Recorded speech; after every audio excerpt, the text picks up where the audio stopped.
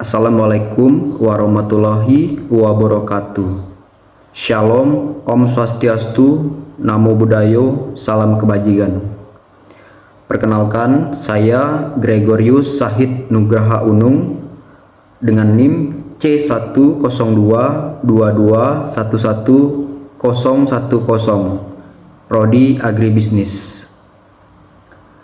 Pada kesempatan ini saya akan mempresentasikan tentang kearifan lokal adat Sasi Laut di Maluku.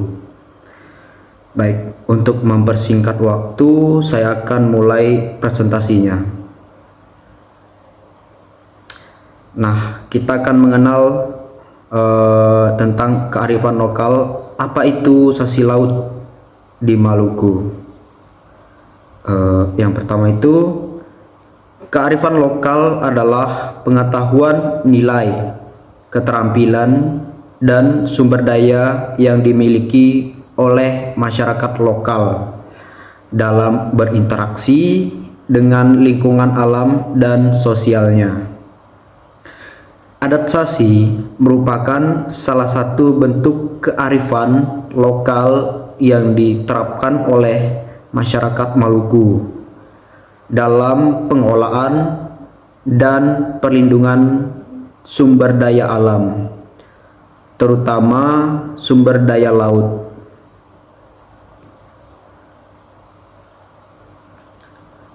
Selanjutnya, menurut sejarahnya, Sasi di Maluku telah ada sejak dahulu kala dan merupakan komitmen bersama baik oleh masyarakat maupun oleh tokoh adat, tokoh masyarakat, dan tokoh agama. Hal ini didasarkan atas kesadaran bahwa tanpa lingkungan mereka tidak dapat hidup dengan layak, sehingga Sasi harus dipertahankan oleh generasi ke generasi. Dalam pemeliharaan sumber daya alam ini ada aturan-aturan yang telah berlaku baik secara tertulis maupun tidak tertulis yang dikenal dengan sebutan hukum Sasi. Hukum Sasi yaitu suatu sistem hukum lokal yang berisikan larangan dan keharusan untuk memetik atau mengambil potensi sumber daya alam dari jenis tertentu untuk suatu jangka pendek. Selanjutnya, apa itu Sasi Laut? Sasi Laut adalah istilah yang berasal dari budaya maritim di Indonesia, khususnya di daerah-daerah pesisir. Sasi Laut merujuk pada tradisi atau aturan adat yang diterapkan untuk melindungi sumber daya laut dan ekosistem di suatu wilayah.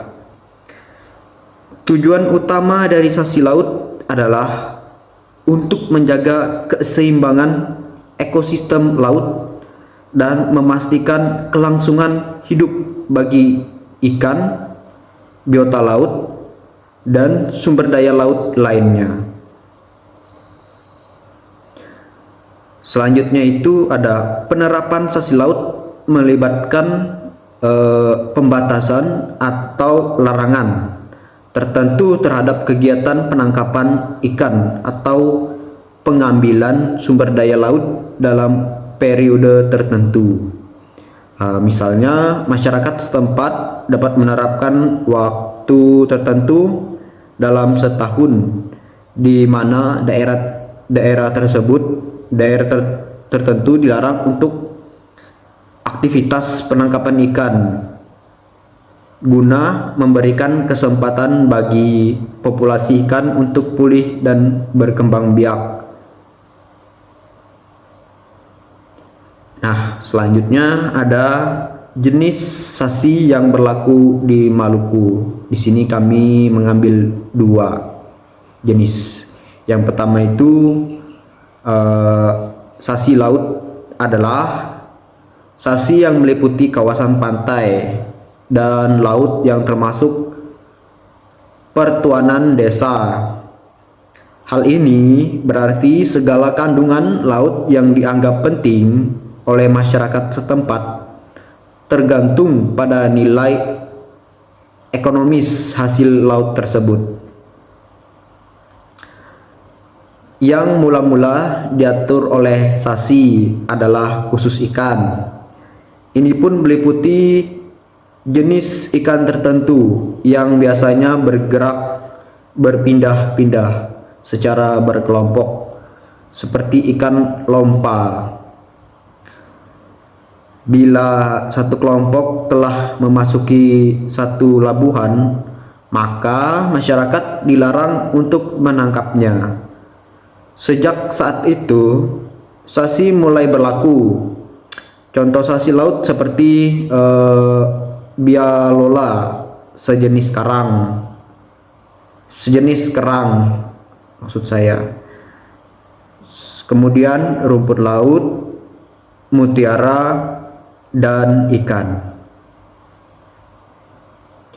Yang kedua itu ada sanksi sungai atau kali.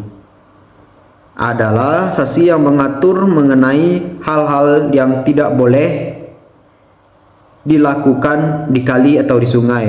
Misalnya pada saat ikan lompa sudah masuk ke kali atau sungai, masyarakat dilarang untuk mengganggu atau menangkapnya. Masyarakat dilarang mencuci bahan dapur di kali atau sungai. Orang laki-laki dilarang mandi bercampur dengan orang perempuan. Dilarang mencuci pakaian atau bahan cucian apapun melewati tempat pengambilan air minum. Perahu bermotor atau jenis speedboat yang masuk ke kali tidak boleh menghidupkan mesinnya. Pohon kayu di tepi kali di sekitar lokasi sanksi tidak boleh ditebang kecuali pohon sagu. Contoh sanksi kali atau sanksi sungai seperti ikan lompa di Pulau Haruku.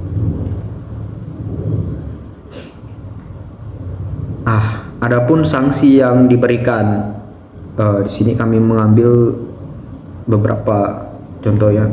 Bila mana ada orang yang melanggar sanksi, yaitu melakukan pengambilan tanaman atau hasil laut pada masa tutup sanksi, maka hukuman yang diberikan oleh pemerintah negeri, yaitu raja atau perangkat negeri, kepada si pelanggar adalah ditangkap, dipertontonkan di hadapan masyarakat umum, dan mendapatkan hukuman fisik lainnya seperti cambuk, dikenakan denda, kerja paksa, dan dikucilkan dari tengah-tengah kehidupan masyarakat.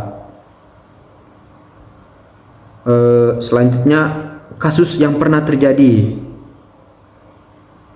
Ada suatu kasus di desa Eti, khususnya di Maluku. Nah, dalam masyarakat desa adat di desa Eti pernah terjadi kasus pencurian teripang.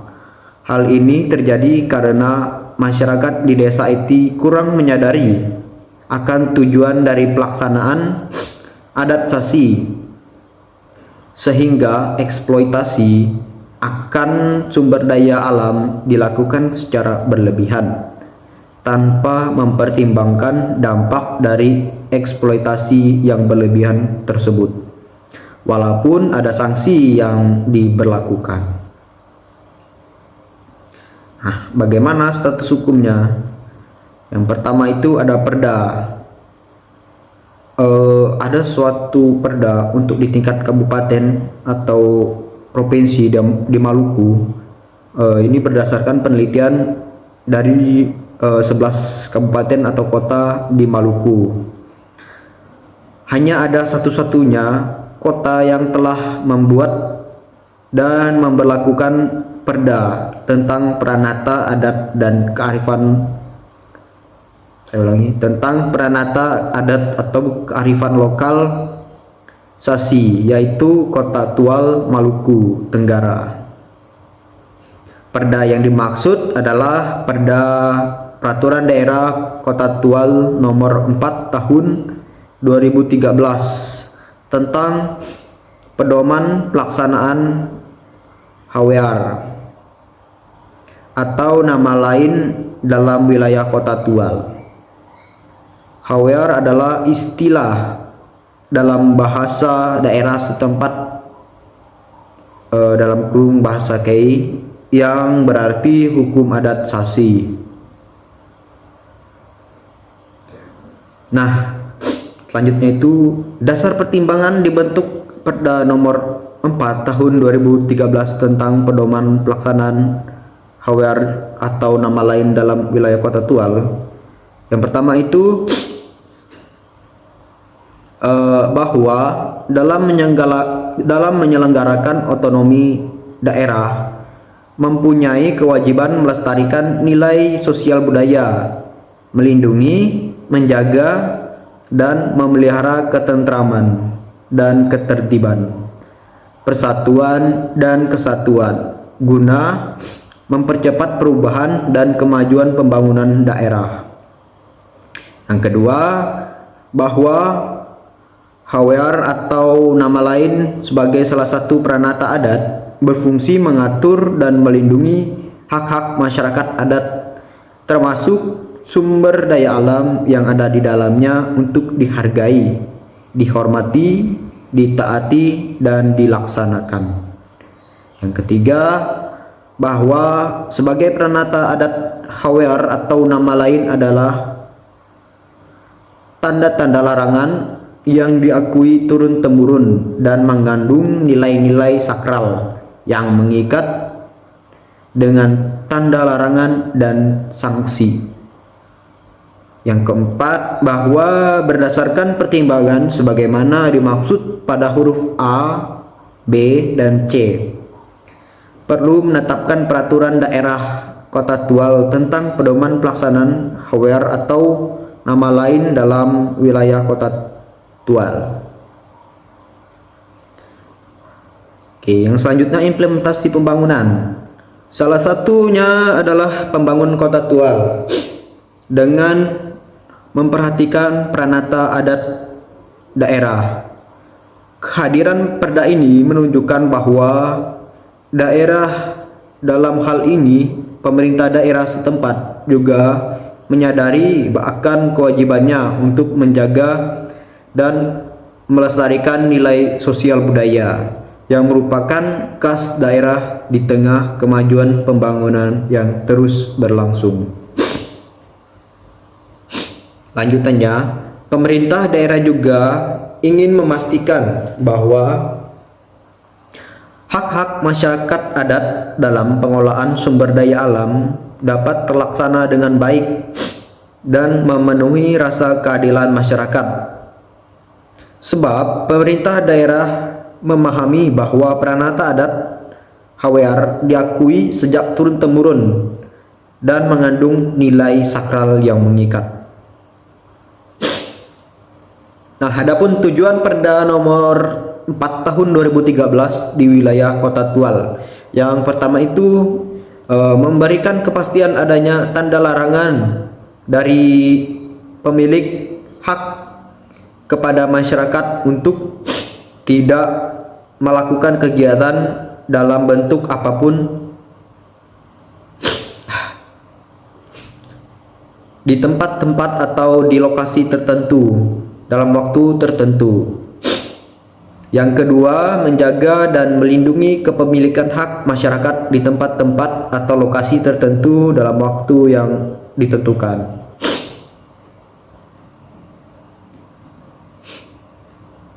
Ada beberapa perpu yang mengatur. Yang pertama itu UU nomor 31 tahun 2004 tentang perikanan. Yang kedua UU nomor 4 441 tahun 1999 tentang kehutanan. Yang ketiga, UU nomor 23 tahun 1997 tentang pengolahan lingkungan hidup.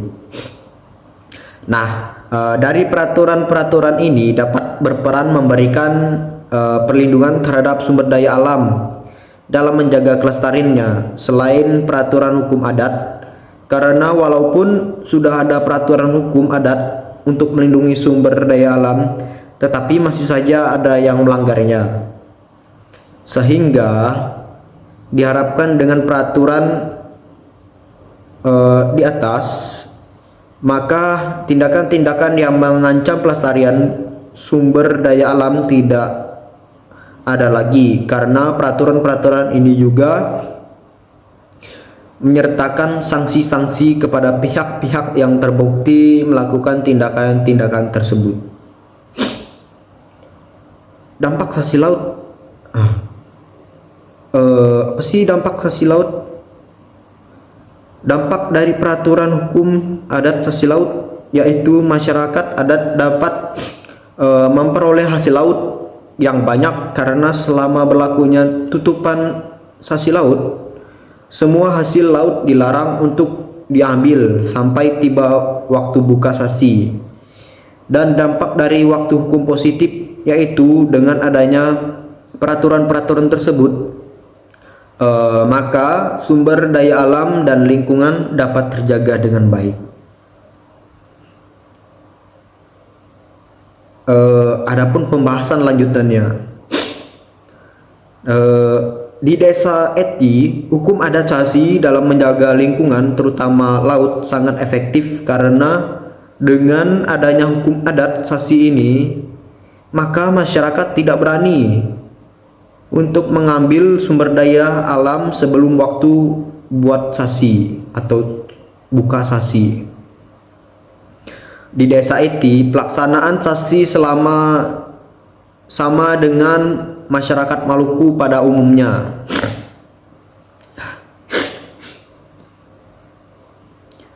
Di mana setelah ditetapkannya periode pelaksanaan sasi, zona sasi juga memberlakukan sanksi-sanksi terhadap pelanggaran sasi. Zona sasi adalah sepanjang pantai yang merupakan hak desa tersebut dan ke arah laut. Zona ini mulai dari surut terendah sampai kedalaman 25 meter. Dengan demikian, sebuah zona merupakan daerah terbatas bagi pemanfaatan sumber daya alam yang sepenuhnya diatur melalui peraturan adat sasi laut. Sumber daya alam laut di Desa Eti yang dilindungi oleh hukum adat sasi laut yaitu taripang, bialola, dan beberapa jenis ikan. Tujuan sasi menurut beberapa warga di Desa Eti adalah untuk menyelamatkan tanaman atau buah dan hasil laut agar tidak dipanen secara sebelum masa panennya atau benar-benar layak panen, sehingga mendapatkan hasil yang maksimal, mencegah kerugian petani dan nelayan. Sasi juga bertujuan untuk menghindari pencurian, karena setelah diberlakukan sasi akan ada sekelompok orang yang menjaga areal sasi yang disebut kewang. Meskipun jarang ditemukan adanya pelanggaran, masih ada pelanggaran-pelanggaran yang terjadi di lingkungan masyarakat adat. Dalam masyarakat adat di Desa Eti pernah terjadi kasus pencurian yang sudah saya jelaskan seperti tadi. Nah, hal ini dikarenakan masyarakat Desa Eti kurang menyadari akan tujuan dari pelaksanaan adat sasi, sehingga eksploitasi akan sumber daya alam dilakukan secara berlebihan tanpa mempertimbangkan dampak dan eksploitasi yang berkelanjutan atau berlebihan tersebut, walaupun ada sanksi-sanksi yang berlaku. Hukum adat sasi laut memiliki kedudukan terhadap hukum positif di Indonesia, khususnya terkait dalam masalah lingkungan. Hukum adat dapat memberikan perlindungan terhadap sumber daya alam yang ada guna menjaga kelestarian di daerah tersebut. Hukum adat mengatur hubungan hukum, hak-hak dan kewajiban antara orang dan organisasi dalam suatu persekutuan adat. Baik, mungkin sekian presentasi yang bisa saya sampaikan.